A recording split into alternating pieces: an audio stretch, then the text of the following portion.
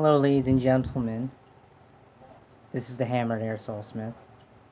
Thank you all for 200 subscribers. I highly appreciate it.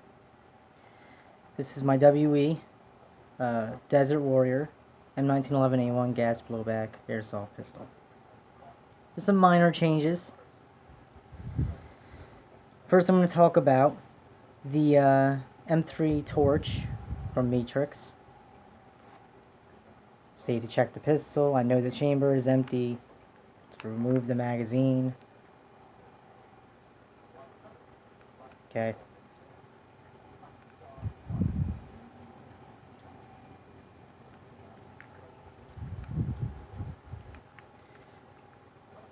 Still exceptionally tight, but that's okay. I did file down the bar a little bit more. And the tab, the takedown tab for the back here to change your batteries, that broke.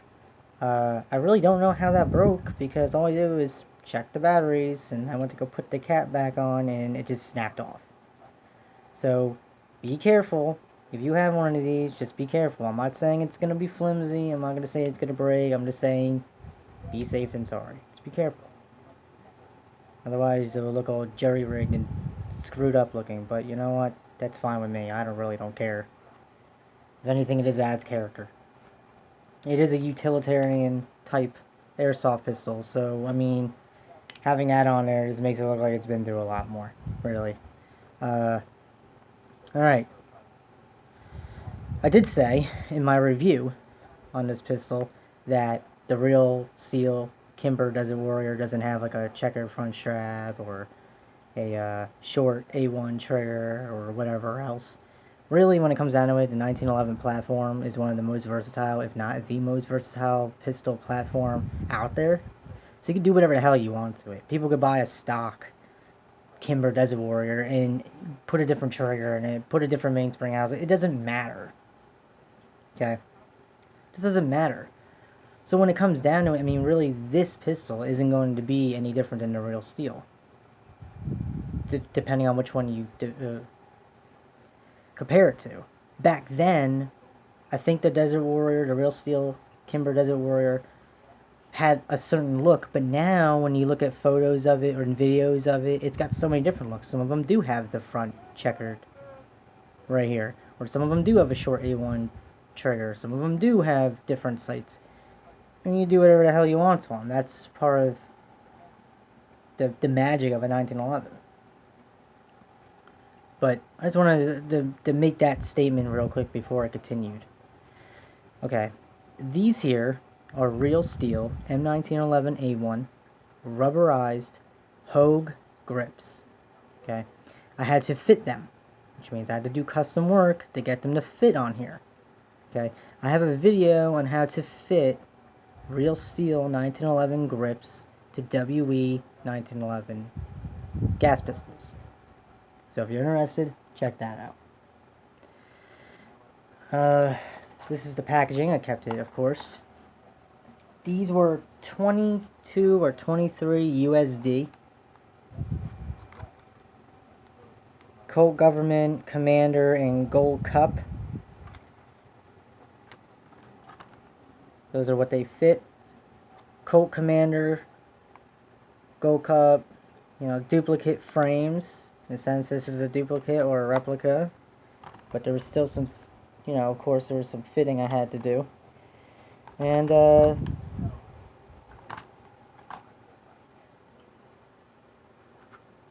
couldn't be more happy with the way these fit, honestly. I'm probably going to boast a little bit, and I deserve to. When I had the WE M&P9, I said that I had the best grip I've ever felt. This is on par.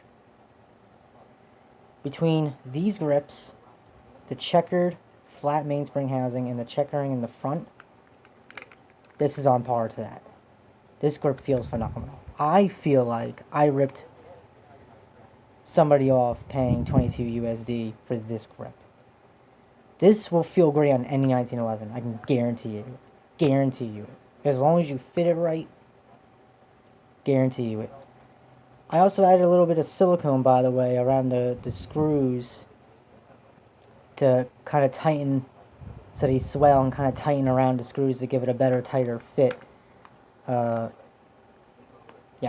just throwing that out there. Now we're going to look at, they are pretty slim profile.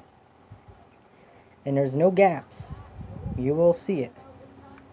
I have never bullshitted you guys before, unless of course I was joking, and I would usually just say right away, oh, I'm screwing with you guys, blah blah blah. No. This is perfect.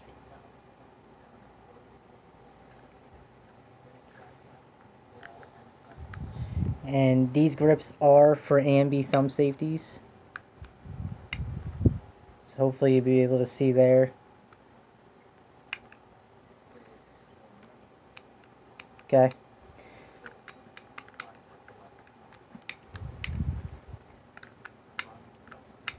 Alright. Oh my god. This looks amazing. Okay. What's next? Well, I changed the original guide rod plug and guide rod that was stock to the gun to some Angel custom guide rod and guide rod plugs, or Angel custom guide rod and guide rod plug. Alright, highly reflective. Yeah, you can kind of see that dude behind the camera. Yeah. Here's a good note. I had to fit them. Okay. Some say, or many say, that the WE 1911 single stack pistols are heavily influenced by the Tokyo Marori high kappa. Okay. As far as dimensions or whatever go. I agree to an extent, but in my experience, I found some of the high kappa parts, they're not very compatible to the WE single stack. And this right here is a prime example. It's a 5.1 high kappa guide rod and plug. The guide rod is fine. I mean, it's a little long, but it doesn't look wrong. It doesn't look wrong. You know what I mean? It looks great. In my opinion, it looks awesome. But some of them are like that. Some of them do protrude a little bit. Some of them are parallel, like even. Some of them are shorter. You know, they're not. You know what I mean? So it looks great. So it matters to me most. Other than its functionality, of course, and it functions phenomenally. Haven't had any issues with it at all.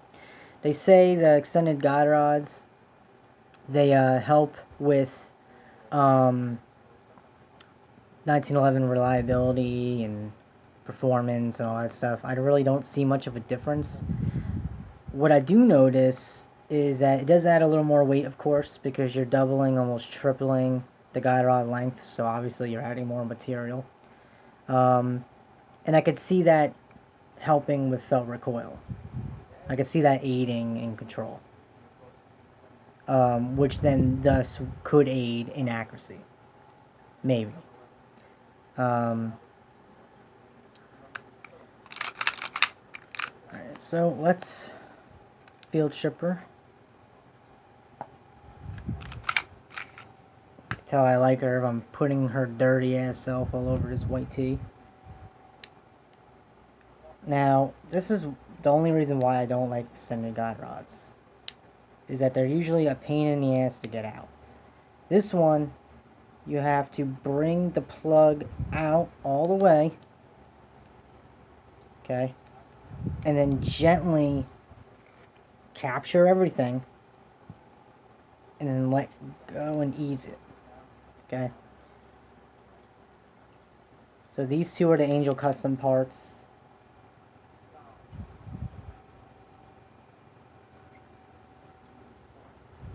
You gonna, thank you. That will do, I guess. Asshole camera. There were these teeth.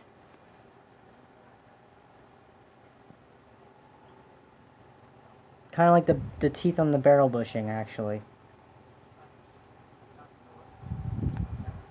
that were on here, and I had to grind them off. I didn't bother repainting it because it's not important. I don't care. I don't see it. Just so long as it works, which it does. But that's all I had to do to fit that. It doesn't protrude, you know, it doesn't do any of that. But the thing that kind of annoyed me, though, is that in the photos I couldn't tell that there's no crown. You know, the circular thin wall that locks into the barrel bushing to keep the barrel bushing from moving around. Yeah, it doesn't have that. So now the barrel bushing can move freely upon the recoil impact, which can cause a catastrophic failure. So I had to tighten the barrel bushing a lot.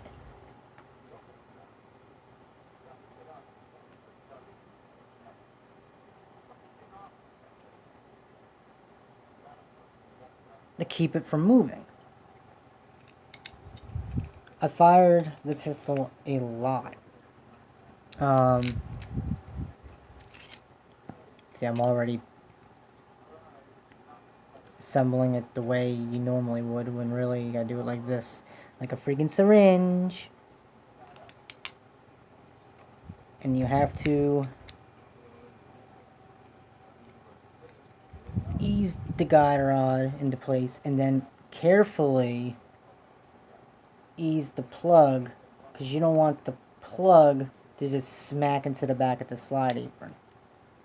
Okay? And then I usually just kind of work this through a little bit just to make sure everything's good. And that actually somehow, it like applies pressure to the barrel bushing so it gets tighter.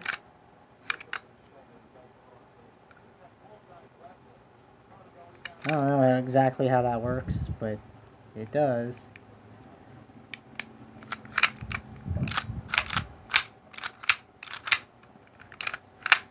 Okay. Yeah, that's tighter. Alright. So, a little brief. The grips, the guide rod and plug. I did a trigger job as well. I like a light trigger and a good trigger reset that's quick. So, like I said, it is empty. There's nothing in it.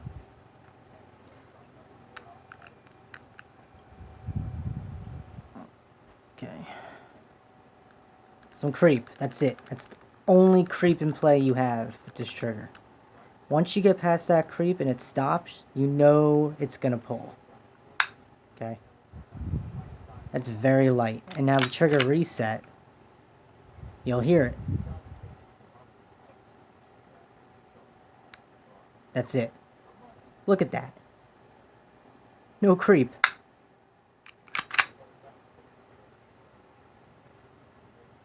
Barely any creep.